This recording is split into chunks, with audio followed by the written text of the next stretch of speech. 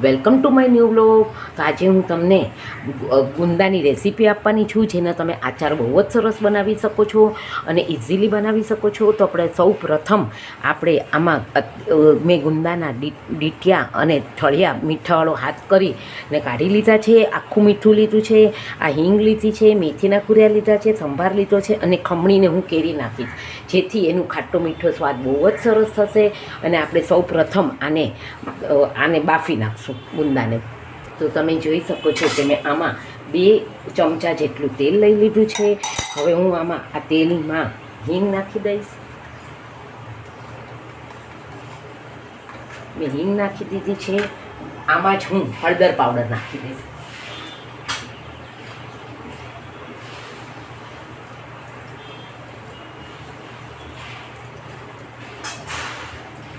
તો તમે જોઈ શકો છો કે આપણો હિંગ અને હળદર પાવડર થઈ ગયા છે.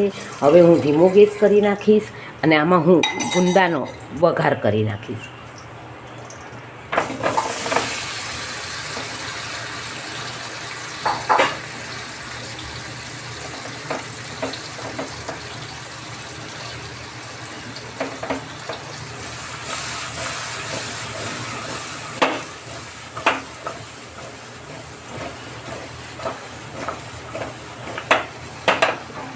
તો તમે જોઈ શકો છો કે આપણે આ સરસ ગુંદા વઘારી લીધા છે.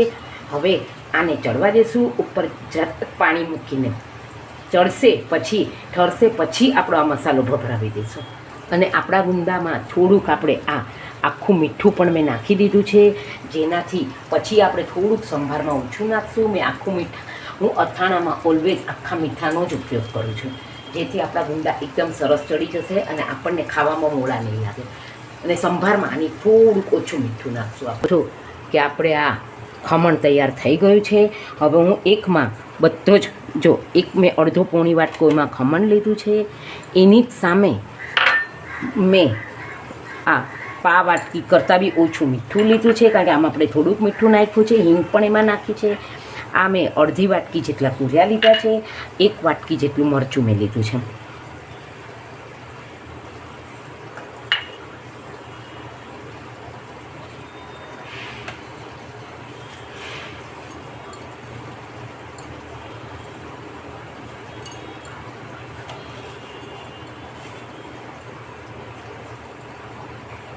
અને આપણો આ મસાલો તૈયાર થઈ ગયો છે.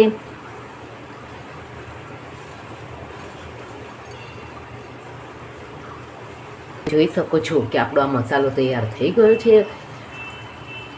તો તમે હવે આ ગુંદા ચડશે એટલે ઠરશે, પછી એમાં ભભરાવી દઈશું.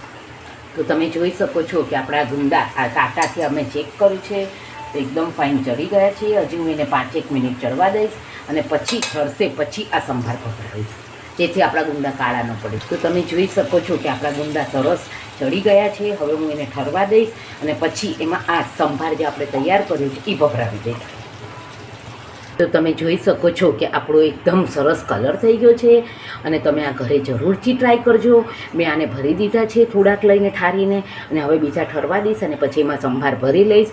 બહુ જ સરસ અથાણું બને છે. તમે જરૂરથી ટ્રાય કરજો અને મારી નવી રેસીપી માટે જોવા માટે મારી ચેનલને જરૂરથી સબસ્ક્રાઈબ કરજો. Thank you for watching my video. Like, share and subscribe.